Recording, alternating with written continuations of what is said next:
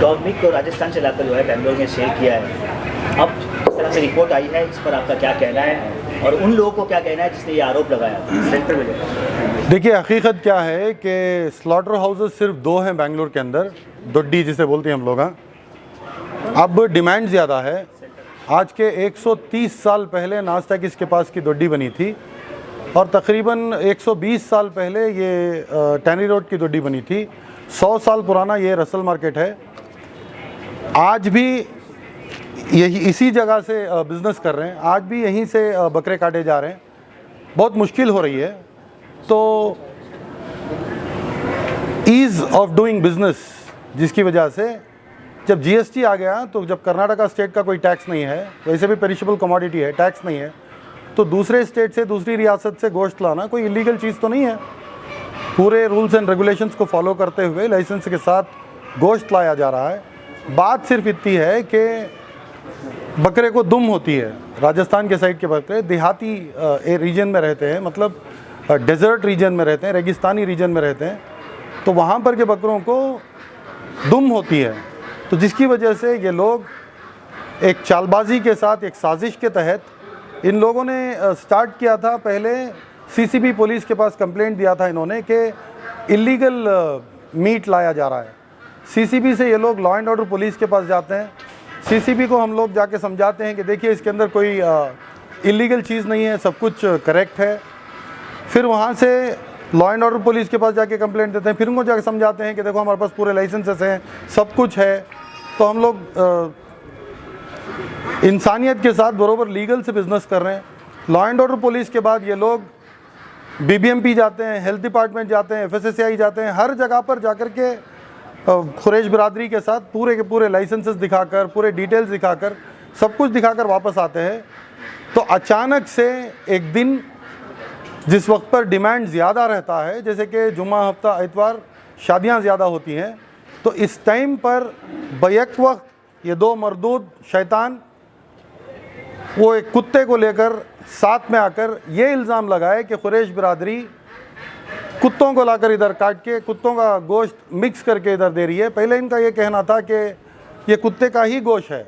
जब बॉक्स खोलकर हमने दिखाया कि ये बकरे का गोश्त है, इसमें दुम आती है, वो राजस्थान के साइड के बकरे, महाराष्ट्र के साइड के बकरे, हुबली के आगे आप चले जाएं तो वहाँ के बकरों को दुम होती है।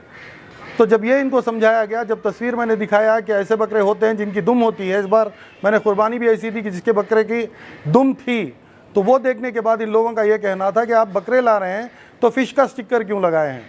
एफएसएसएआई रूल्स के हिसाब से जब आप पैक करते हैं तो आपको हाइजीनिकली पैक करना चाहिए, बट स्टिकर क्या लगा रहा है इससे कोई मतलब नहीं है।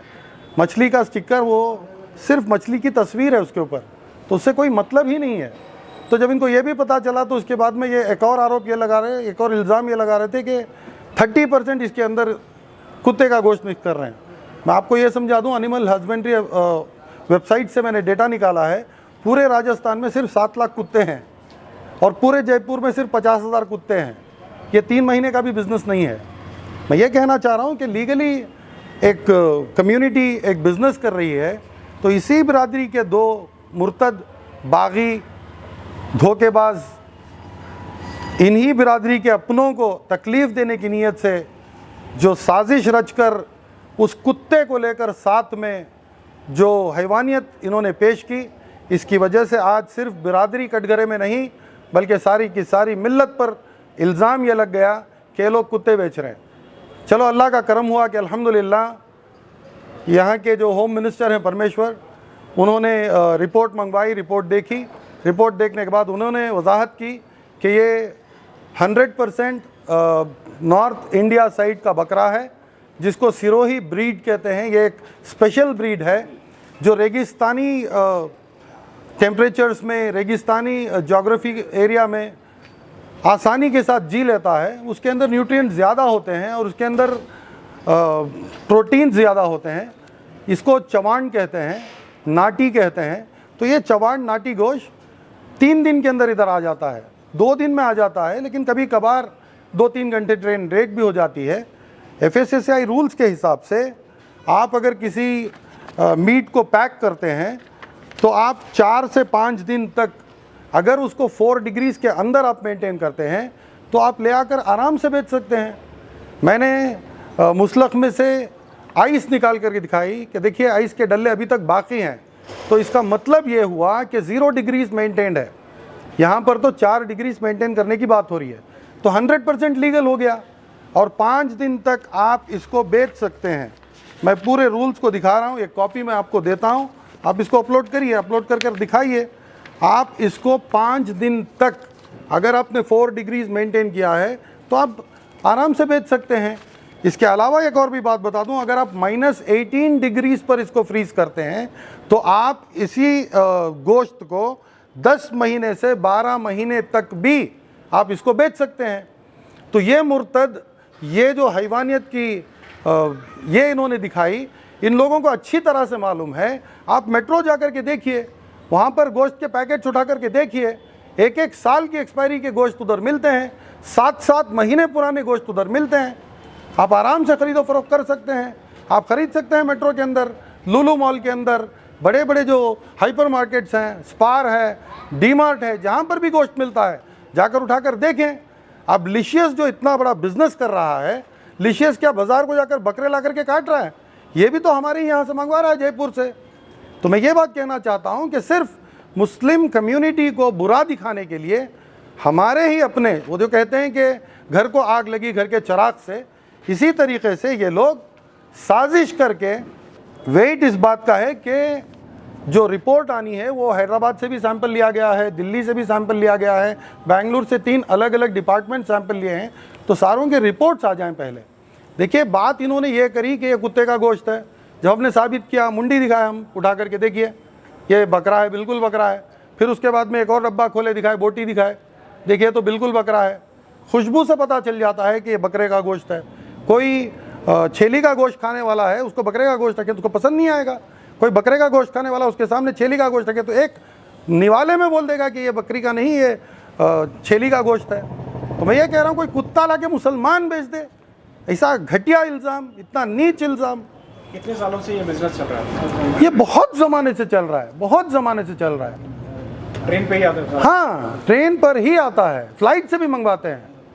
अब ये ट्रेन पर आने का मुश्किल हो गया है, तो कल परसों सब फ्लाइट से आएगा गोश्त इधर, कल परसों से फ्लाइट में आएगा गोश्त। मैं आप सप्लाई होता है?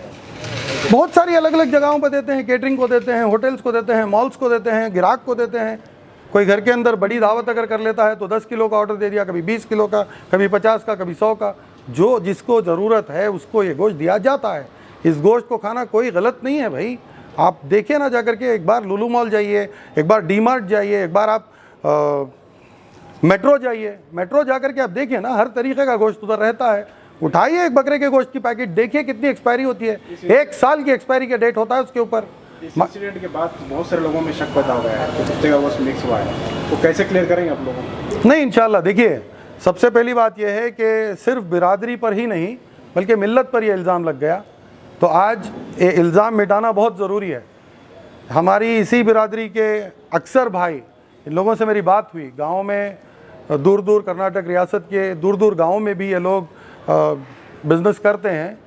तो दुकान पर शाम में जब गोश्त बच जाता है, तकरीबन 6 किलो बच गया, 8 किलो बच गया, 10 किलो बच गया, तो ये लोग कहीं ना कहीं किसी ना किसी होटल के साथ जुड़े हुए होते हैं या किसी ना किसी केटरिंग के साथ जुड़े हुए होते हैं। दिन भर में गोश्त अगर नहीं बिका तो इसको फ्रिज में रख लेते हैं, दूसरे दिन सवेरे इसको काट करके होटल को दे देते हैं।